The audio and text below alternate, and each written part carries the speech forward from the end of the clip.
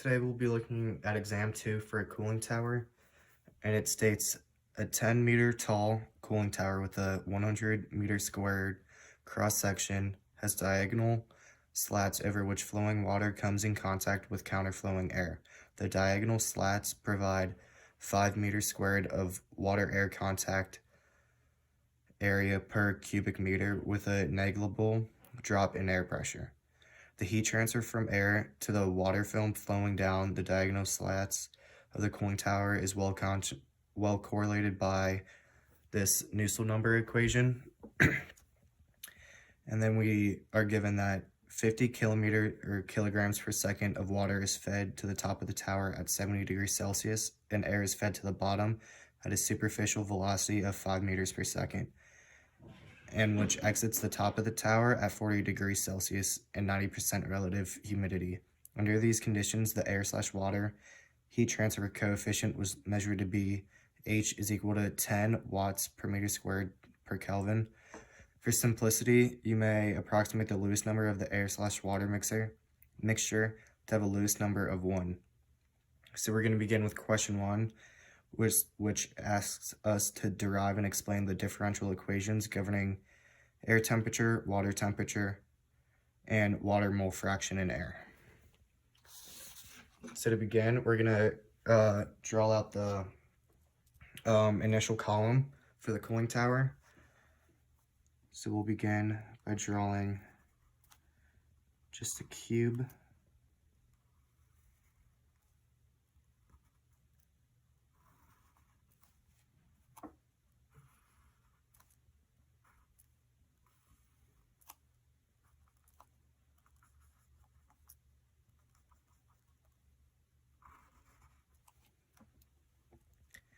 And we're told that 50 kilograms per second of water is fed to the top of the tower at 70 degrees Celsius.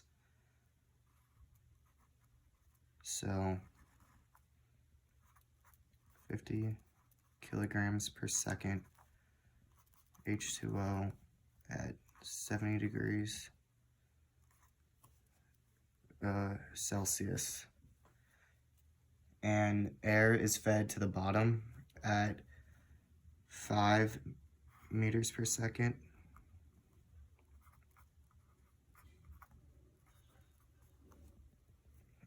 And then the air also has to come out. And we're told when it exits the top of the tower, it's at 40 degrees Celsius, 90% relative humidity.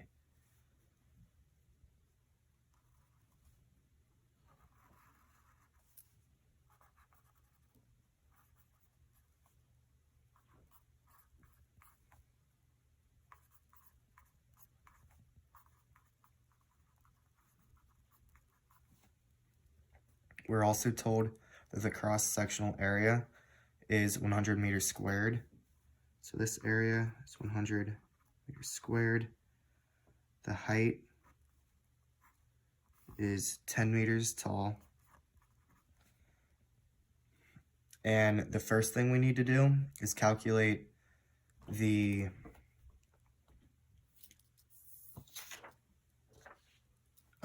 flow rate of the water.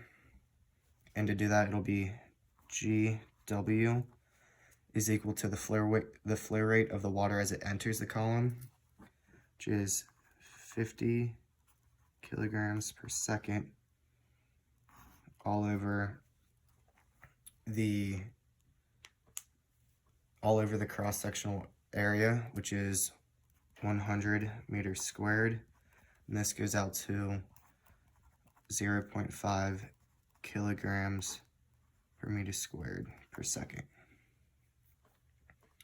And then we're also told that the diagonal slate provides 5 meters per second of air contact. So then we'll say small a is equal to 5 meters squared. We'll put that per seconds. Then we're also told that the heat transfer coefficient, H, is equivalent to 10 watts per meter squared per Kelvin. So then the next thing we need to tackle is calculating the total contact area. So then total contact area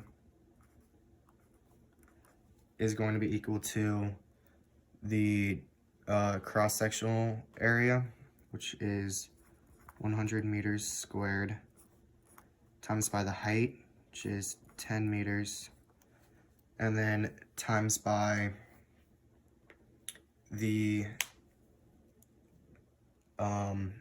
diagonal slate, meters squared per meters cubed. And this factors out to be 5,000 meters squared. The next step that we need to do is to draw an enthalpy diagram. And this is a continuation of our cooling column, or our cooling tower. And we'll begin with the enthalpy of the water as it goes into the column. And then we'll also have the temperature of the water as it goes through the column. And then we're going to have the enthalpy of the water as it exits. And then we'll have the enthalpy of the air as it enters the column, the mole fraction of the water vapor,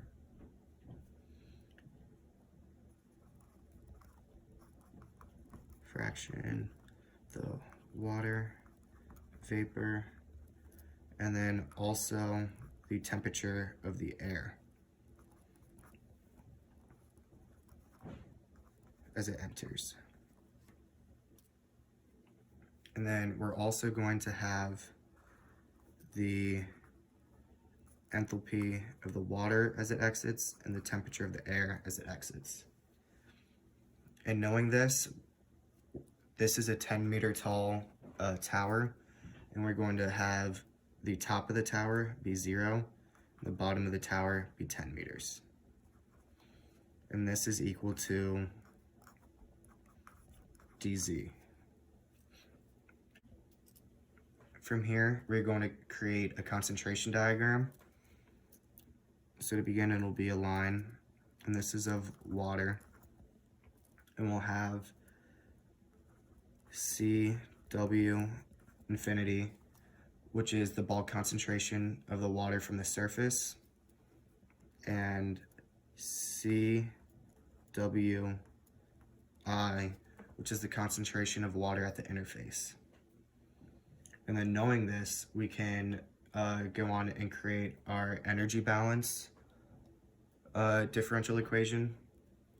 So to begin, we're going to start with Cp, which is the heat capacity, times by Lw, which is the mass flow rate per area of liquid water vapor, times by the area, and then times by dt, which is the change in enthalpy of the water. And this will be equal to A times by the area times by dz. Then all of this will be multiplied by the heat of vaporization of water times by Kc, which is the proportionality factor. And then we're going to multiply this all by the difference in concentration of the water. So it'll be CWI minus CW infinity. And all of this is the mass transfer of moles per second across the height. And going from here, now we have to consider the temperature difference.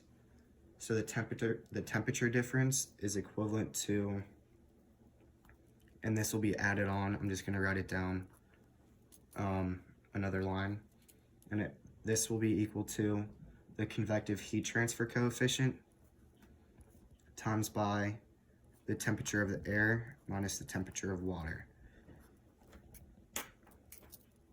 So now that we're looking at this, since the column starts from the top and goes towards the bottom, this side of the equation is going to be positive, this side is going to be our area, so that's positive.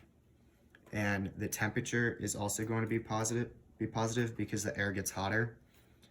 And with the concentration, this is going to be negative because we're moving from, this is considered positive Z going from top to bottom, and we'll be moving in the opposite direction. So this equation is negative.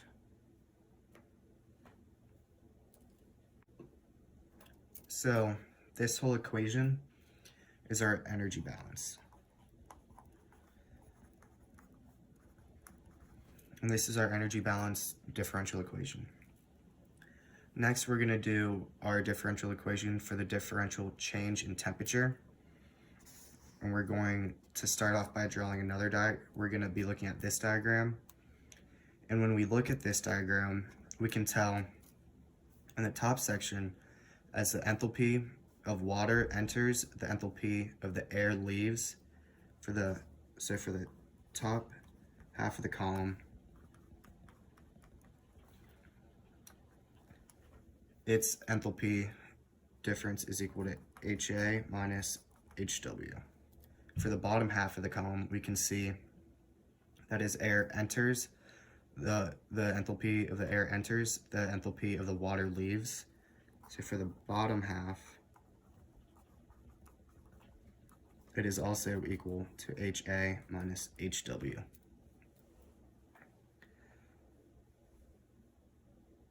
So when looking at this, we can write our equation as the difference of HW minus HA, because those are the same, is equal to 0. And we know this because the difference is constant. And the bottom half shows that the net enthalpy is going up and the difference is constant for the enthalpy going in and out. So then we can rewrite this equation as HW, or DHW minus DHA is equal to 0. And since this is all equal to 0, we can say that DHW is equal to DHA. So then our next step is to solve for DHA. So with now knowing this enthalpy differential equation, we're solving for DHA. And DHA is the enthalpy of the air. So we're going to begin with G, which is the gas flare rate of air and water, times by A, which is the cross-sectional area, times by Cp, which is the heat capacity of air of a mix of pure air and pure water, times by the temperature change of air. And this is all equal to A times by the area times by dz. And this will be in meters squared, which is times by the negative of the heat of vaporization, because we're moving in the opposite direction of the column, times by Kc, which is the proportionality factor, times by C W I minus C W infinity, which is the concentration of the bulk and the concentration of water at the interface. And we're going to be adding that, and we're going to be adding H, which is the convective heat transfer, times by temperature of the air minus the temperature of the water. So from this equation, we need to determine what G is, and G is the gas flare rate of the air and the water.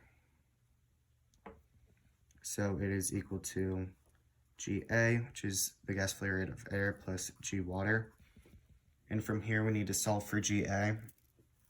So if we take GA And if we multiply that by the cross-sectional area, this is equal to the density with units of kilograms per meters cubed times by the volumetric flow rate of Q, which has units of meters cubed per second. We can solve for the volumetric flow rate and the density. So density is equal to pressure times by the average molecular weight all over RT, and the volumetric flow rate is equal to the velocity times by the area.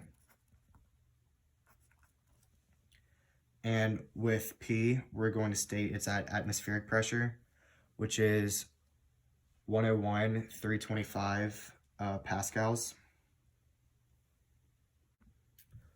So knowing all this, we can plug in this simplified version of the density and the volumetric flow rate back into this equation.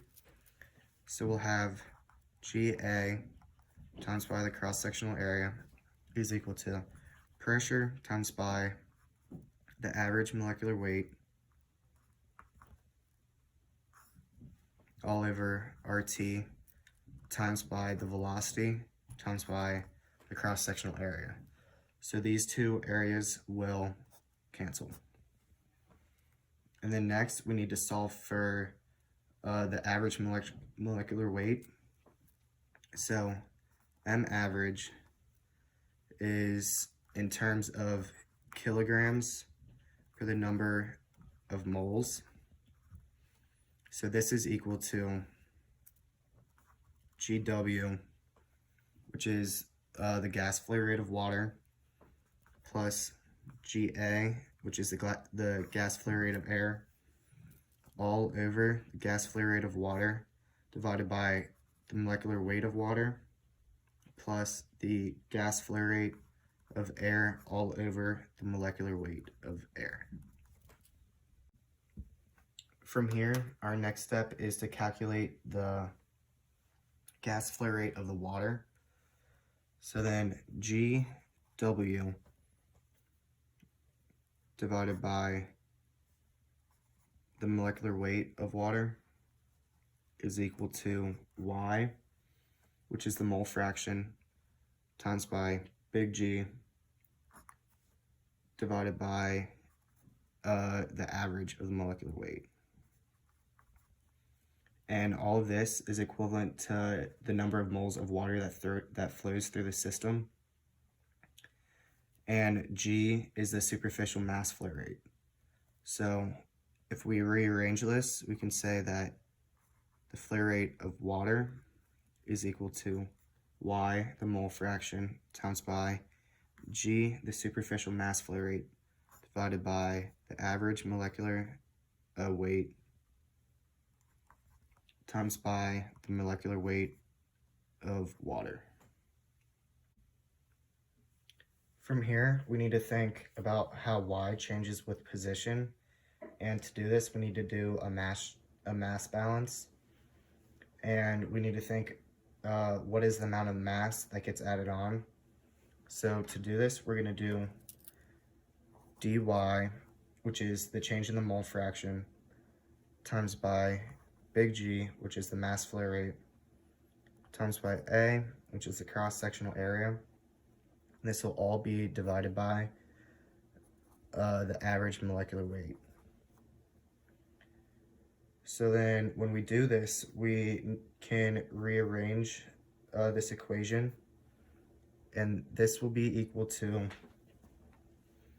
A times by G divided by molecular weight of the average times by dy. And we need to do this, and we need to multiply this per the area divided by the volume.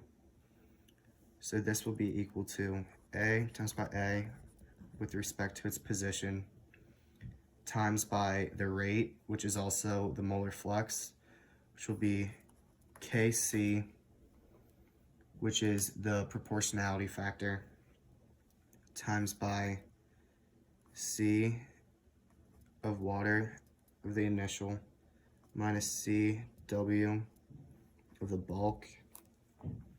And from here, we need to solve for the concentration of the initial. So the concentration of the initial of the water will be equal to the pressure of the water vapor, so P H2O vapor, times by the temperature at that specific point, divided by RT. And then next we need to calculate for the bulk concentration of the water from the surface. So then CW infinity will be equal to the mole fraction of water, Y, times by the pressure all over RT, and P over RT is equal to the total concentration. So from here, we need to solve for Kc, and to do this, we need to make a heat and mass transfer analogy. So the heat transfer equation is given to us in the question, and that's the Nusselt equation. So the Nusselt number is equal to 0.6 times by the Reynolds number to the 1/2 times by the Prandtl number to 1/3. And we need to relate this to the mass transfer, which is the Sherwood number is equal to 0.6 of the Reynolds number times by the Schmidt number to the 1/3. And this shows the mass and heat transfer analogy. And from here, we can figure out the Lewis number, and I'll show that on the next page. To derive the Lewis number, we know that the Lewis number is equal to the Schmidt number all over the Prandtl number. And from equation 1-123, we know that the Schmidt number is equal to the kinematic viscosity, which is the viscosity all over the density times by the diffusion coefficient. And for the Prandtl number, we know it's the kinematic viscosity over density times by, or divided by the thermal conductivity divided by the density times by heat capacity.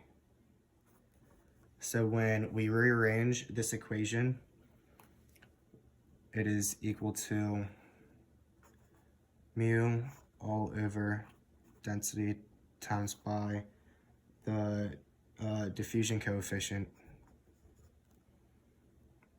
all over mu times by density times by volumetric heat capacity all over density times by K, which is the thermal conductivity. And when we simplify this even more, it goes to thermal conductivity divided by density times by volumetric heat capacity times by the diffusion coefficient. And when we look all of these numbers up, we can say that the thermal conductivity of air is equal to about 0.03 joules per meters per Kelvin. When we look at the density of air, it is equal to about 1.2 kilograms per meter cubed. When we look up the diffusion coefficient of air and water, it is equal to about 3 times 10 to the -5 meters squared per second. And when we look up the heat capacity of air, it is equal to about 1,000 joules per kilogram. And when we plug this in, we can determine that the Lewis number of air is about 1. So then going from here, we can solve for Kc and H using the equation of the Schmidt number all over the Nusselt number is equal to the Schmidt number, or I apologize, this is the Sherwood number divided by the Nusselt number is equal to the Schmidt number over the Prandtl number, all to the 1/3. And this is equal to, so the Sherwood number all over the Nusselt number is equal to the Lewis number to the 1/3. So then when we solve for the Sherwood number is, and the Nusselt number, it goes out to Kc all over H times by K all over dAc. And Kc is the proportionality factor. H is given to us, and that is the heat transfer coefficient. K is a thermal conductivity, and dAb is the diffusion coefficient. And all of this is equal to the Lewis number to 1/3. So then when we simplify even more, we can say that K all over dAb is equal to the Lewis number times by density times by Cp, and that is given to us in the book. So when we plug that back into this equation, we get Kc all over H times by the density times by the volumetric heat capacity times by the Lewis number is all equal to the Lewis number all to 1/3.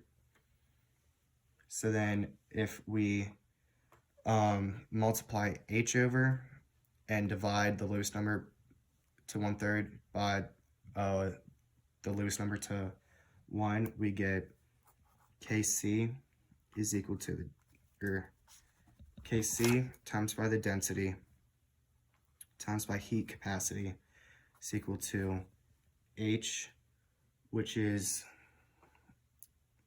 the heat transfer coefficient, times by the Lewis number, which is now to the -2/3. And if we rearrange this, we can say that with knowing that the Lewis number is 1, this factors out to 1. So then H is equal to the density times by the volumetric heat capacity times by Kc, which is our proportionality factor, and that's how we solve for H. And then to solve for the proportionality factor, that is equal to H divided by the density times by the heat capacity. And in order to solve this, we would have to use Google Colaboratory.